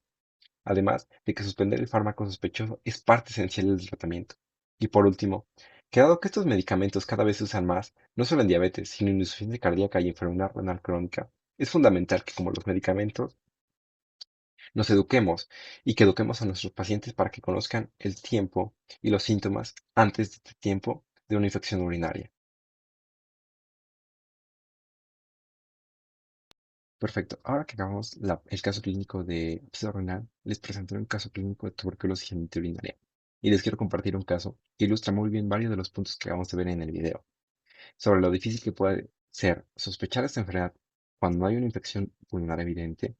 Y el caso clínico es un caso clínico que se publicó en Cureos en 2025 y es de un paciente con VIH avanzado. Bien, se trata de un paciente masculino de 29 años de edad, mestizo, que vive en una zona urbana de Perú, de recursos limitados el cual le diagnosticaron VIH 7 años antes del cuadro que estamos viendo ahorita, en 2018 aproximadamente. Inició tratamiento antirretroviral, pero lo abandonó poco después, por lo que quedó clasificado como lo que en la literatura llaman un abandono del tratamiento. En ese momento sí completó 6 meses de isoniazida como profilaxis para la tuberculosis latente, pero después de eso no volvió a control médico y reingresó al sistema de salud, reinició su tratamiento antirretroviral apenas 7 días antes de la evaluación que estamos viendo. El padecimiento actual tiene ya un año de evolución, con síntomas constitucionales que iban y venían, que presentaba sudoración nocturna, falta de apetito y cansancio. En las últimas 2 semanas, el paciente refirió que estos síntomas se volvieron persistentes y que se le sumó la molestia leve en la parte baja del abdomen. Y aquí algo interesante es que también niega fiebre, tos, dificultad para respirar, diarrea, disuria. Y es decir, ninguno de los síntomas que uno esperaría que le hicieran sospechar de una tuberculosis de entrada. La exploración física, sus signos vitales estaban dentro de parámetros normales. Se ve como un paciente con apariencia de enfermedad crónica por el VIH, pero está estable y sin dificultad respiratoria. No presenta ganglios inflamados ni candidiasis oral, que es algo que uno busca en pacientes con VIH. El abdomen está blando, con dolor leve a la palpación y en la parte baja, pero sin datos de puño-percusión positiva. En los laboratorios destaca una anemia leve, de leve a moderada, con hipolbuminemia y proteínas totales elevadas. Su conteo CD4 está en 237, lo que habla de una inmunosupresión avanzada, y la relación CD4 entre CD8 está invertida. La carga viral está alta, lo cual tiene sentido. Apenas había reiniciado el tratamiento antirretroviral 7 días antes, pero el hallazgo que realmente nos tiene que hacer sospechar es el examen general de orina, ya que el paciente presentaba Pure estéril, es decir, hay leucocitos en la orina, pero en el urocultivo convencional no crece nada, junto con una hematuria microscópica. Esta combinación de piurias sin bacterias es una de las pistas más importantes para sospechar de tuberculosis genitourinaria, y ahorita van a ver por qué. También se le tomó una radiografía de tórax, que no mostró infiltrados ni cavitaciones, es decir, ninguna evidencia de una infección o una afección pulmonar activa, lo cual, como decíamos, complica más la sospecha diagnóstica, por lo que tenemos que basarnos en las pruebas de laboratorio. También se decidió entonces realizar una prueba llamada TBLAM, que detecta un antígeno de la pared de la micobacteria en la orina, y esta prueba salió positiva. Esta prueba fue avalada por la Organización Mundial de la Salud desde 2019 para el diagnóstico de tuberculosis en pacientes con VIH avanzado. También se le hizo un ultrasonido renal que mostró un aumento de la ecogenicidad del parénquima, con pérdida parcial de la diferenciación entre la corteza y la médula renal de forma bilateral, como pueden ver en las flechas de la imagen. Esto es sugestivo de un proceso inflamatorio crónico o de una infiltración granulomatosa, que es justo lo que uno esperaría ver en una tuberculosis renal. Entonces, juntando la piel estéril, los hallazgos de ultrasonido, la positividad del TBLAM y la ausencia de tuberculosis pulmonar activa en pacientes con inmunosupresión avanzada por VIH, se llega al diagnóstico, el cual, pues como ya saben en el título, es una tuberculosis genitourinaria. Es importante mencionar que por limitaciones de recursos en este entorno no fue posible hacer un cultivo para micobacterias ni una prueba molecular, lo cual es una limitante que hay que tener presente siempre, que no vamos a tener el acceso a todas las pruebas. Para el tratamiento, se inició un esquema anfímico de primera línea en fase intensiva, el cual dura aproximadamente 2 meses, donde se dan 4 fármacos: isoniazida, rifampicina, piricinamida y etambutol. Y después se pasó a una fase de sostén de 4 meses aproximadamente, donde solamente se le administraba isoniazida y rifampicina. En total, son 6 meses de tratamiento, y al mismo tiempo se continuó con su terapia antirretroviral, vigilando de cerca tanto las interacciones entre los medicamentos como la posibilidad que desarrollara un síndrome de reconstitución inmune. En este caso, no fue necesario ningún tipo de cirugía porque se trataba de una forma no destructiva y se detectó pues relativamente temprano. La evolución del paciente fue favorable. Hubo una resolución gradual de los síntomas, sin que desarrollara como tal el síndrome de reconstitución inmune, y a los 3 meses ya había completado la fase intensiva y pasó a la fase de sostén, y ganó alrededor de 3.5 kilos de peso y recuperó su función renal. Y su conteo de CD4 subió de 237 a 312, gracias a que se mantuvo en tratamiento antirretroviral de forma sostenida. Bien. Dentro de los puntos clave de este análisis podemos destacar varias cosas. Primero, que el paciente pasó un año completo con síntomas inespecíficos antes de que se llegara al diagnóstico. Y eso tiene que ver con que la tuberculosis genitourinaria se disfraza de otras enfermedades, y cuando no hay una afección pulmonar es mucho más difícil sospechar de esta. Segundo, que algo que también me parece valioso que chequen las guías es que el CD4 del paciente estaba en 237, apenas por encima del punto de corte que se establece, que es alrededor de 200. Este punto lo marca la Organización Mundial de la Salud para indicar la prueba TBLAM de forma sistemática. Y aún así, el equipo médico, cuando tenía 237, pues decidió hacer la prueba, cuando el cuadro clínico como tal o las guías no lo ameritaban. Esto pues a veces nos enseña que los algoritmos son una guía, pero nunca deben de sustituir el juicio clínico. Ahora, tercero, no se contó con acceso a pruebas más específicas, como cultivo o poras moleculares, lo cual refleja una barrera que va a ser real siempre: el acceso diagnóstico en recursos de escasos recursos o con recursos limitados. Y por último, que no hay que perder de vista que el abandono previo del tratamiento antirretroviral y de la profilaxis con isoniazida seguramente influyó a que el paciente, eh, a que esta enfermedad en el paciente se reactivara. Y lo que nos recuerda lo que es importante dar seguimiento a nuestros pacientes de forma continua. Bien. Para poner todo en contexto, la tuberculosis extrapulmonar va a representar alrededor del 16% de todos los casos de tuberculosis, y dentro de ese grupo, la forma genitourinaria va a ser la segunda localización extrapulmonar más frecuente a nivel mundial. La Guía Europea de Urología de 2024 recomienda que ante síntomas urológicos inespecíficos, sin causa clara, se debe de tomar 3 muestras de orina en días consecutivos para buscar bacilos alcohol resistentes completar una prueba de PCR y usar estudios de imagen junto con cultivo para valorar qué tanto daño hay. El tratamiento, como ya vimos, recomienda justamente el esquema de 6 meses que se usó en este caso. Bien, en cuanto a la prueba TB-LAM, específicamente la OMS recomienda su uso en personas para que presentan VIH cuando el conteo de CD4, como ya se los mencioné, esté por debajo de 200 o cuando hay signos de enfermedad grave, precisamente porque hay veces que hay tuberculosis extrapulmonar y muchas veces no hay esputo disponible para hacer los estudios convencionales. Eso sí, hay que tener en claro que esta es una herramienta de apoyo únicamente para diagnóstico, no es una prueba confirmatoria por sí sola, así que siempre debe interpretarse junto con el cuadro clínico, los estudios de imagen y como tal, como se hizo en este caso. Nunca una única prueba. Y dentro de las conclusiones del caso, pues para cerrar, debo destacar lo siguiente, que siempre debemos de mantener una sospecha clínica alta en pacientes con tuberculosis genitourinaria que estén inmunocomprometidos y con síntomas urinarios inespecíficos, aunque no haya una infección pulmonar activa clara en ese momento. También, que la priori estéril es un punto clave diagnóstico y es accesible y de bajo costo, y no deberíamos de pasarlas por alto. El TB-LAM es una herramienta útil y rápida en pacientes con VIH avanzado, aunque su sensibilidad limitada exige que la relacionemos siempre con clínica y con imagen. El esquema estándar de 6 meses fue efectivo en este caso, y no hubo necesidad de una cirugía. Y finalmente, este caso nos deja ver que todavía persisten barreras importantes en el acceso a pruebas de referencias en entornos con discursos limitados, lo que hace que las pruebas rápidas como el TB-LAM tengan un valor enorme en la práctica clínica. Bien. Ahora, para cerrar, les traigo 10 preguntas rápidas que resumen lo más importante de todo lo que vimos hoy, tanto de absceso renal como de tuberculosis genitourinaria, incluyendo los datos clínicos. Así que vamos a repasarla. Vamos con la primera pregunta. Eh, para esto les daré un poco de tiempo, pero si necesitan más tiempo para contestarla, pues pueden pausar el video para leer bien la pregunta y analizar la respuesta. Bien, el absceso corticomedular se origina principalmente tenemos 5 opciones.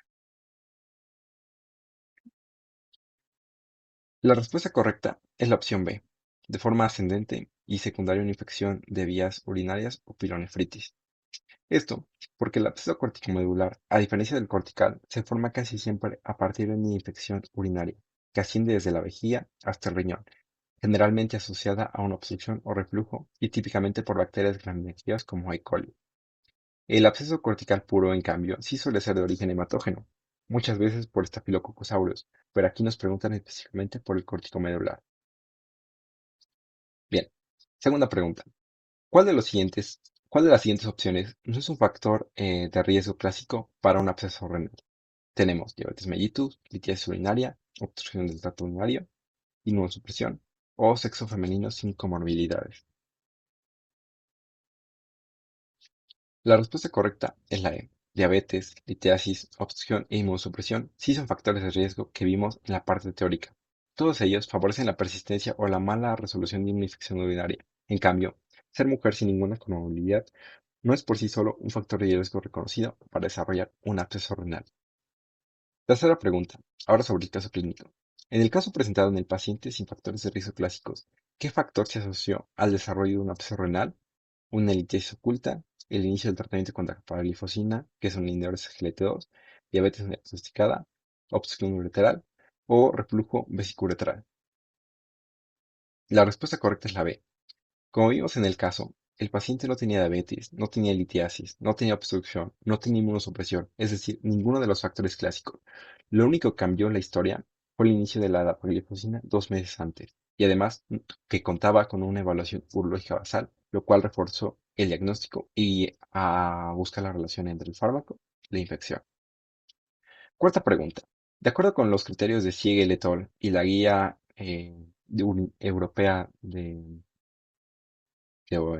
bueno, la EUA de 2024. ¿Cuál es el manejo recomendado para una absceso renal menor a 3 centímetros? Una nefrectomía radical, un drenaje percutáneo inmediato, antibiótico intravenoso exclusivo, cirugía abierta o respuesta sin tratamiento. Bueno, la respuesta correcta es la C, un antibiótico intravenoso exclusivo, ya que tanto el criterio de Siegel como la de la EUA de 2024 coinciden en que los abscesos menores a 3 centímetros se resuelven con antibiótico intravenoso solo, sin necesidad de un procedimiento invasivo. El drenaje percutáneo o la cirugía se reservan para abscesos o colecciones más grandes, de 3 a 5 centímetros o más, o cuando no hay respuesta al tratamiento. Bien.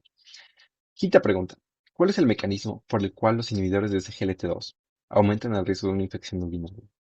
A. Inmunosupresión directa. B. Glucosuria que favorece la proliferación bacteriana. C. Vasoconstricción renal. D. Alcalinización urinaria. O D. Depleción de leucocitos. La respuesta es correcta es la B. La glucosuria, que favorece la proliferación, ya que estos fármacos bloquean la reabsorción de glucosa en el tubo renal, lo que hace que se elimine mucha más glucosa en la orina, entre 70 y 80 gramos al día. Este exceso de glucosa en la vía urinaria crea un ambiente perfecto para que las bacterias se multipliquen con más facilidad y por eso se relacionan con un mayor riesgo de infecciones urinarias y genitales. Pasamos a la sexta pregunta, ahora sí ya con el tema de tuberculosis. ¿Qué porcentaje aproximado de los casos extrapulmonares de tuberculosis corresponde a la localización genitourinaria según series europeas? ¿1%, 4,6%, 15%, 25% o 50%? La respuesta correcta es la B, alrededor de 4,6%. Aunque el porcentaje parece pequeño, esto convierte a la tuberculosis genitourinaria en la segunda localización extrapulmonar más frecuente a nivel mundial, después de la ganglionar, lo cual justifica por qué es importante tenerla presente, aunque no sea de las primeras formas de la tuberculosis en las que pensamos siempre. Séptima pregunta. ¿Cuál es el hallazgo de laboratorio más orientador hacia tuberculosis genitourinaria cuando el urocultivo convencional es negativo? Hematuria macroscópica, pure estéril, proteinuria masiva, glucosuria o cetonuria. La respuesta correcta es la B. La pure estéril, es decir, encontrar leucocitos en la orina sin que crezca ninguna bacteria en el cultivo convencional, es la pista clásica de tuberculosis genitourinaria, porque las micobacterias no van a crecer en medios habituales de cultivo, como las bacterias comunes. Justo eso fue lo que se encontró en el caso clínico que revisamos, pure estéril. Octava pregunta. Según la OMS, ¿en qué población con VIH está indicado prioritariamente la prueba de TB-LAM? ¿En pacientes con CD4 mayor a 500, asintomáticos, en pacientes con CD4 de 200 u otras enfermedades graves, en pacientes con 5 años de edad, únicamente en niños o en pacientes con tos crónica? La respuesta correcta va a ser la B. La OMS recomienda esta prueba cuando el CD4 está por debajo de 200 o cuando el paciente tiene datos de enfermedad grave, ya que el grupo de riesgo de tuberculosis diseminada en pacientes con VIH es más alto y muchas veces no hay esputo disponible para hacer los estudios convencionales. En nuestro caso, el CD4 estaba apenas un poco arriba, en 237, pero se hizo hacer la prueba de todas formas por el caso clínico y pues fue una decisión adecuada para llegar al diagnóstico de este problema. Novena pregunta. ¿Cuál es el esquema de primera línea recomendado para la tuberculosis genitourinaria de nuevo diagnóstico según la EUA 2024? A. 3 meses con rifampicina. 2 HRZE, el esquema de 4 antibióticos, es decir, 6 meses en total. 12 meses con isoniazida en monoterapia. Tratamiento exclusivamente quirúrgico. O 9 meses con el tratamiento de tambutol y pirimicina. La respuesta correcta es la B. El esquema estándar son 2 de fase intensiva con isoniazida, rifampicina, pirincinamida y etambutol, seguidos de 4 meses de fase de sostén con isoniazida y rifampicina, dando un total de 6 meses. Fue el esquema que se utilizó en el caso clínico que revisamos. Bien. Y para cerrar, la 10ª pregunta. En el caso de tuberculosis urinaria, ¿qué factor contribuyó de forma importante a la reactivación de la enfermedad? A. Vacunación reciente con BCG, abandono previo del tratamiento antirretroviral y de la profilaxis con isoniazida, uso crónico de esteroides, exposición ocupacional al asbesto o diabetes mellitus descontrolada. La respuesta correcta es la B. El paciente había abandonado su tratamiento antirretroviral poco después de iniciarlo, y aunque completó la profilaxis con isoniazida en su momento, no tuvo un seguimiento médico posterior, y esa discontinuidad en el cuidado permitió que su inmunosupresión avanzara, y que la tuberculosis probablemente latente ya desde algún tiempo se reactivara. Y con eso terminamos todo y la presentación de nuestro tema. Muchas gracias.